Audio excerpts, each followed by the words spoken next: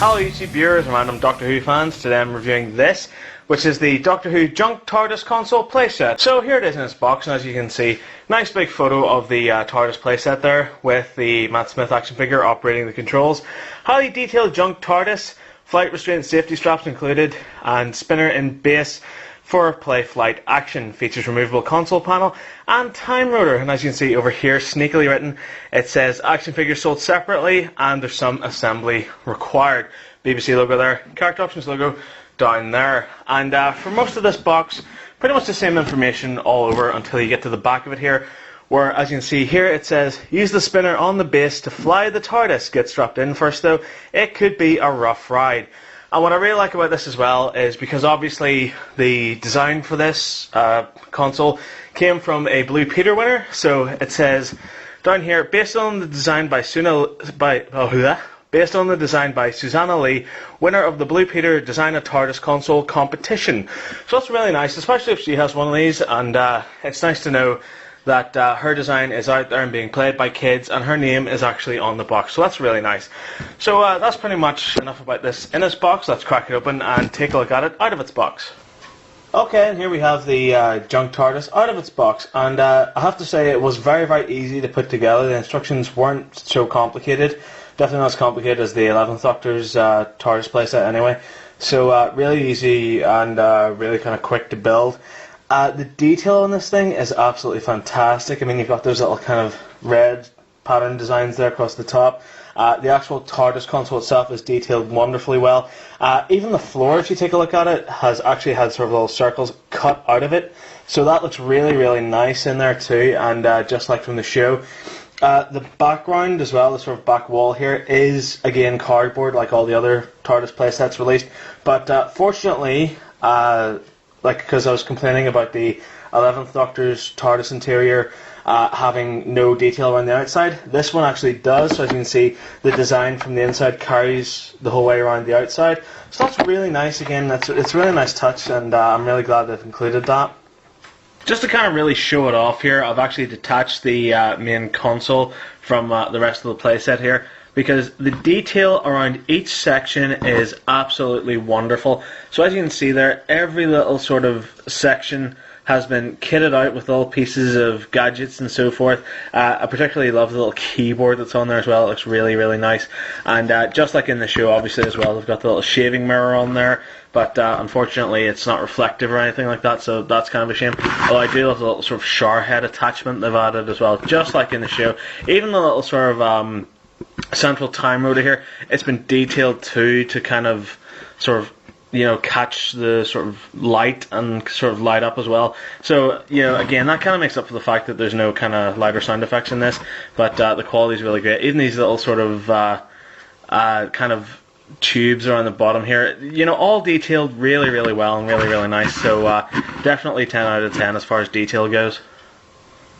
So what are the special features of this toy? Well, like I said before, there are no light and sound effects, which is kind of a shame, but sections of this are removable. Like, for example, this entire panel here lifts off, and this is really cool. This reminds me of a section on the 9th and 10th Doctor's Flight Control TARDIS, or, well, not the Flight Control TARDIS, the actual playset, where a little sort of panel, you pressed it down, it would flick open.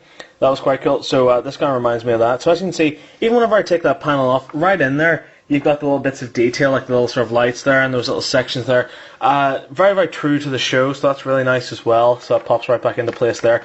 And the actual time rotor itself lifts the full way out. And as you can see there, even the whole way down this here, there's been little bits of detail added, like for example, sort of what looks like kind of like circuitry there has been sort of printed the whole way around the inside of this, which looks really, really great too. And the great thing about this is as well, it adds for a more imaginative play whenever kids are playing with this, because obviously in the show the Doctor has to assemble it, and there is a point we see him carrying the time rotor over his shoulder to put into the center of this console. So just like in the show, and that's really, really nice too, and that adds a whole kind of level of play for children anyway, who want to have their Doctor actually build this junkyard TARDIS. Okay, so here we have my little Doctor figure here, and basically, as you can see, it's a really, really great scale here for the actual junkyard playset. It doesn't look too big, doesn't look too small, and honestly, having figures on this thing just adds to it. It just really looks absolutely beautiful. As you can see down here, there's little kind of what look like wires here, which are cleverly disguised as wires. But these are actually kind of seat belts here, which I can't work for love or money. So basically, as you can see down here, there are little kind of indents here for your character's feet. And basically what you do is, we'll try to do anyway, is get your character's feet in through this and put it on them, kind of like a seat belt. I don't know, I can't really work this to save my life, but that kind of basically is what happens there. And this then allows you to spin your TARDIS with your figures inside without them flying off and hitting you in the eye or something. But obviously, because I can't get these to work properly, I think you have to be like 5 to understand how these seat belts work. I'm just going to take my Doctor figure out. So pretty much as you can see up at the top here of the playset, there's just a little sort of tab here, and below you've got this kind of spinner here, just like the flight control TARDIS. So pretty much this kind of works the same way as the flight control TARDIS, and it allows you to fly this junkyard playset. So with your finger in the bottom there and your fingers at the top, you can literally spin this, and as you can see, it flies just like in the show, which is really, really cool. I really like that.